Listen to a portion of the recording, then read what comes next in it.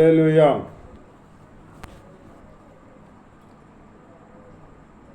ఆరాధన స్తుతి ఆరాధన, ఆత్మతో సత్యంతో నీకే ఆరాధన.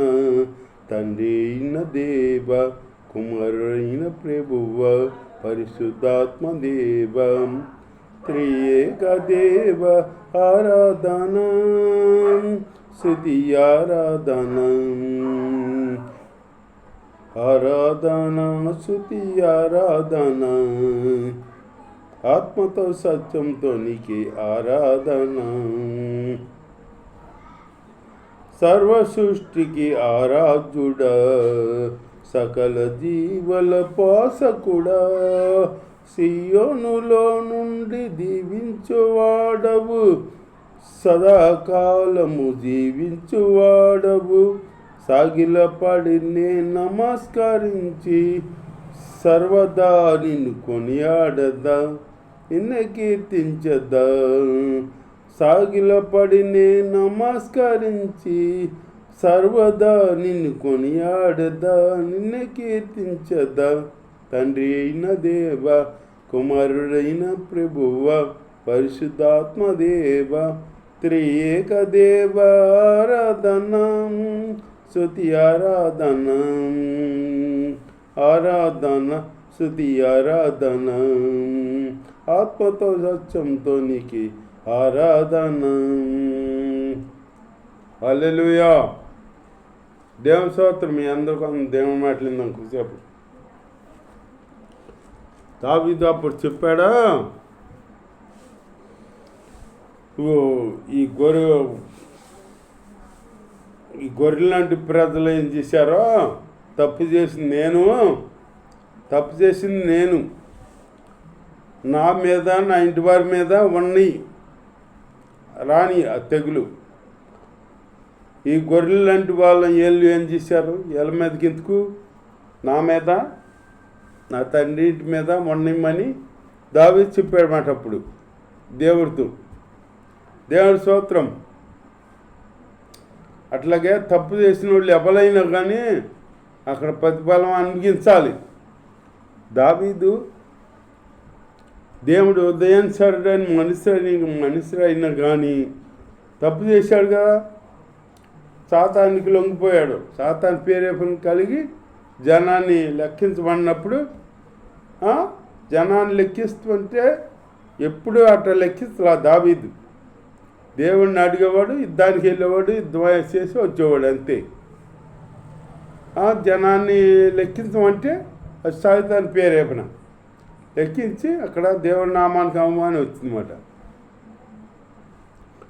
అట్లాగే దేవుడు తప్పు చేస్తే ఎవరైనా ఒకటే, దేవుడి దృష్టిలో ఎవరికైనా ఒకటే తీర్పు, ఒకటే ఇది, ఒకటే శిక్ష. దేవుడి స్తోత్రం. హల్లెలూయా. దేవుడు అందు మనం అట్లా ఉండాలన్నమాట. తప్పు చేసే బిడ్డలుగా ఉండకూడదు. తప్పు చేస్తే శిక్ష అనుభవించాలి, శిక్ష పొందాలి. తప్పు చేయకుండా దేవుడు ఉన్నాడని భయభక్తులు కలిగి మనం జీవించాలి. మనం మీరు పని చేస్తే దేవుడు మనల్ని ఏం చేస్తాడో, మన మీద కోపం వస్తుందేమో, దేవుడు ఉగ్రత వస్తుంది మన మీదకే. మనం ఈ పని చేయకూడదు, మనం ఈ పని చేయకూడదు, మనం అబద్ధం ఆడకూడదు, దొంగతనం చేయకూడదు, మనం అబద్ధ సాక్ష్యం చెప్పకూడదు అని భయం ఉండాలి. దేవుడు భయం ఉండాలి అన్నమాట. దేవుడు భయం ఉంటే అప్పుడు భయభక్తులు కలిగి ఉండాలి. దేవుడు అందు భయం ఉన్నా భయం లేకుండా భక్తి ఉన్నా కుదరదు. భయభక్తులు కలిగి ఉండాలి దేవుడు అందు. అలాంటి జీవితాలు కలిగి మనం దేవుణ్ణి వెంబడించుకోవాలి. అంతేకాని దేవుళ్ళలో ఉండి భయం లేకుండా మనం చేసామనుకో, అది వ్యర్థం. భయం లేకుండా చేస్తే ఇట్టగా ఉంటుంది. ఈ సాతాను లెక్కిస్తే దావీదు భక్తుడు జనాన్ని లెక్కేశాడు కదా, లెక్కైతే దేవుడు ఉగ్రత వచ్చిందా? ఉగ్రత వచ్చింది. అట్టగే మన మీద కూడా ఉగ్రత అవుతుంది. దేవుడు ఉగ్రత, దేవుడి చిత్తానుసారంగా మనం నడుచుకున్న బిడ్డలుగా ఉండాలి. అంతేగాని దేవుడికి వ్యతిరేకంగా మనం ప్రవర్తించామనుకో దేవుడి శిక్షను పొందుకోవాలి. అట్లా ఉండకూడదు. మనం దేవుని కనపరిచి దేవుని చిత్తానుసారంగా మనం నడుచుకుని బిడ్డలుగా ఉండాలన్నమాట. అలా జీవితం దేవుని మనకి ఇవ్వాలి అని ప్రార్థన చేసుకోవాలన్నమాట. దేవుడి స్తోత్రం, హల్లెలూయా. అలా ప్రార్థన చేసుకోవాలి. దేవుడి చిత్తం జరిగించాలి. దేవుడి చిత్తం జరిగిస్తే మనకప్పుడు దేవుడు చిత్తమే జరిగించాడు. అప్పుడు లోకడ దావీదు భక్తుడు దేవుడి చిత్తం జరిగించాడు. కానీ ఒకసారి తప్పు చేశాడు, పాపం చేశాడు. మళ్ళీ ఇక్కడ ఒకసారి ఏమో జనాన్ని లెక్కేసి రెండో తప్పు చేశాడు అనమాట. దావీదు నా ఉదయానుసారులే, నా బిడ్డలే అని ఊరుకోలే ఆ దేవుడు. శిక్షే. అప్పుడు తప్పు చేసినప్పుడు అప్పుడు 6 పంపించాడు. ఇప్పుడు తప్పు చేసినప్పుడు ఇప్పుడు 6 పంపించాడు అనమాట. ఆ 6 ఏంటంటే నీ సంతానం, నీ కొడుకులు నీకే శత్రువులు అవుతారు, నీ కొడుకులు నీకే శత్రువులు అవుతారు అని చెప్పాడు దేవుడు. అట్లాగే దావీదుకి అబ్షాలోము కొడుకే శత్రువు అయ్యాడు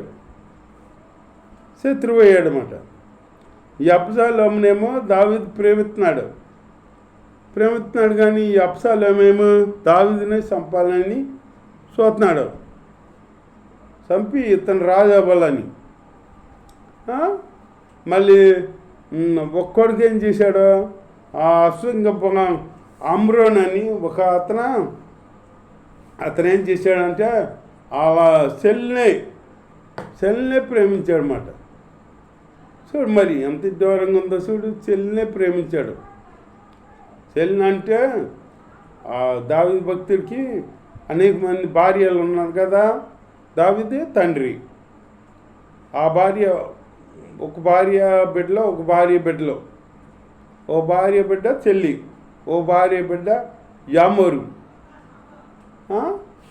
అతను బాధపడుతుంటే ఒకసారి ఉంటారుగా ఈ దిక్కుమాల స్నేహితులు ఉంటారుగా, ఈ స్నేహితులు చేస్తారు అంతా. ఆ స్నేహితులు వెళ్ళి ఏంటి అమ్రోని ఇట్లా అంటున్నావు, నువ్వు సిక్కిపోతున్నావు అని అన్నాడు. వెళ్ళి అంటే ఏంటి చెప్పు, నాకు చెప్పు అంటే అప్పుడు చెప్పాడు, నేను నా చెల్లి అయిన తామారిని ప్రేమించాను, అందుకే నేను ఇలా సిక్కిపోతున్నాను అని చెప్పాడు అనమాట. అది చెప్తే అప్పుడు అతను ఒక స్నేహితుడు ఏం చేయాలి, మంచి చేయాలి కదా, మంచి చేయలేం. నేను ఒక ఆలోచన చెబుతాను, నువ్వు ఒక పని చెయ్యి, నువ్వు కాయలు పడినట్టుగా అనారోగ్యం వచ్చినట్టుగా మంచం మీద పడుకో. నువ్వు అనారోగ్యం ఉన్నవని మీ తండ్రికి తెలుస్తుంది, రాజుకి దావీదుకి తెలిసి వచ్చినప్పుడు నువ్వు నా ఈ అనారోగ్యానికి కారణం ఏంటంటే నా చెల్లి తామర ఉంది కదా, ఆవిడ వచ్చి అప్పమ్మలు చేసి నాకు పెట్టాలి, అది నాకు అనుగ్రహించు అన్నాడు. ఆ తామర నా చెల్లి అప్పమ్మలు చేసి నాకు పెట్టాలి, అప్పుడు ఈ బలహీనత నుంచి నేను గట్టెక్కుతాను అన్నాడు అనమాట దావీదేమో మాదిగానే అనుకుని వెళ్ళిపోయాడు అనమాట. వెళ్ళి ఆ తామారికి చెప్పాడు, నీ అన్నైన ఆమోన్ ఉన్నారు కదా, ఆమోన్ దగ్గరికి వెళ్ళి అప్పమ్మలు అంట వేసి పెట్టిమన్నాడు. మరి దావీదుకి మామూలుగా చెప్పాడు, ఆమెకు తెలియదు కదా, ఆవిడికి తెలీదు, తామారికి అన్నయ్య కదా అనుకుంటుంది. వచ్చి అప్పమ్మలు ఏతకు వచ్చింది. అప్పమ్మలు వేసి పెడితే తింటలా అగొద్దు అంటున్నాడు.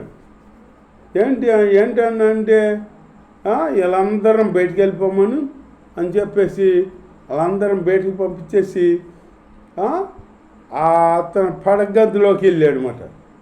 ఇక్కడ తీసుకురా నువ్వు అప్పమ్మలని తీసుకురమ్మంటే ఈ బిడ్డ మరి ఏం తెలియక వెళ్ళింది. అవి తీసుకుని పెడతాకి వెళ్ళింది. వెళ్తే మొన్నటుండి ఆవిడ చేయి పట్టుకుని నా చెల్లి నా యామోహం తీర్చు, నాకున్న బాధ తీర్చు అని చెప్పి నిన్ను ప్రేమించాను అని ఆవిడని బలవంతం చేయిపోయాడు.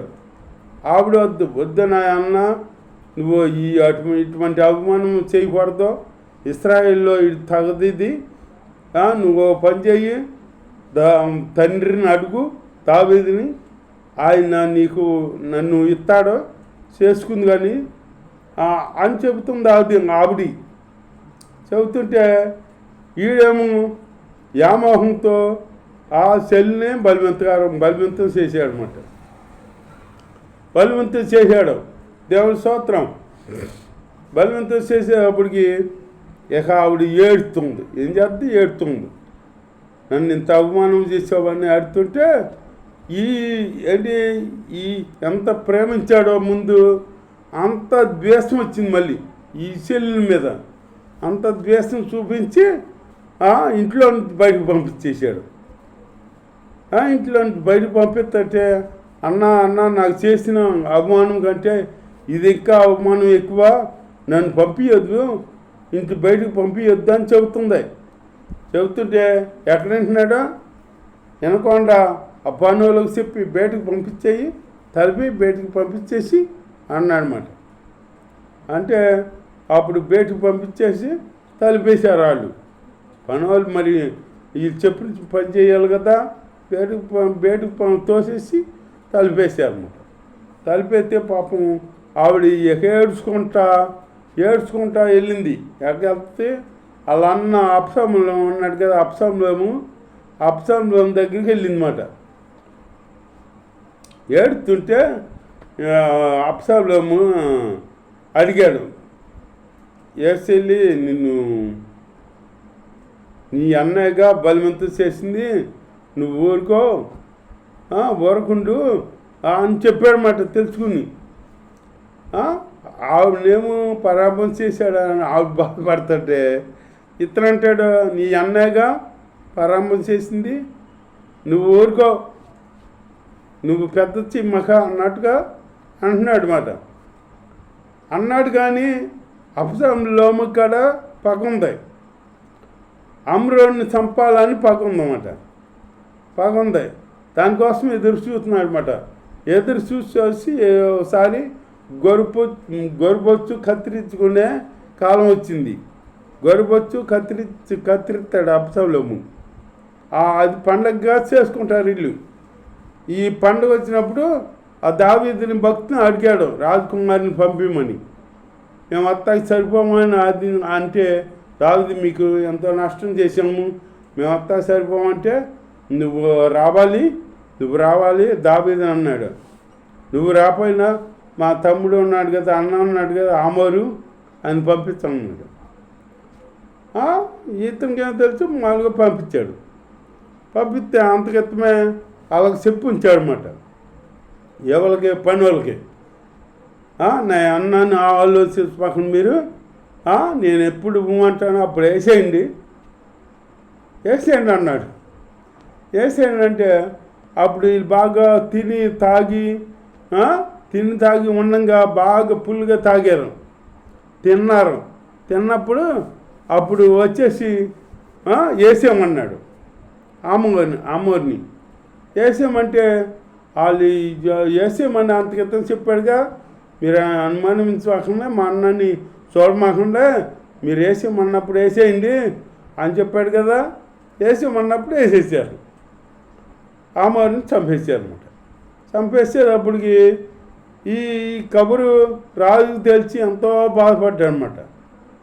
అందరు చనిపోయారంటే ఒక అతను ఇల్లు అన్నాడు. చెప్పి అందరూ ఎవరేం చనిపోలేదు, ఆమోరు ఒక అతనే చనిపోయాడు, నువ్వు బాధపడమాక అని చెప్తే దావీదుకి బాధపడకుండా ఎట్లా ఉంటాడు.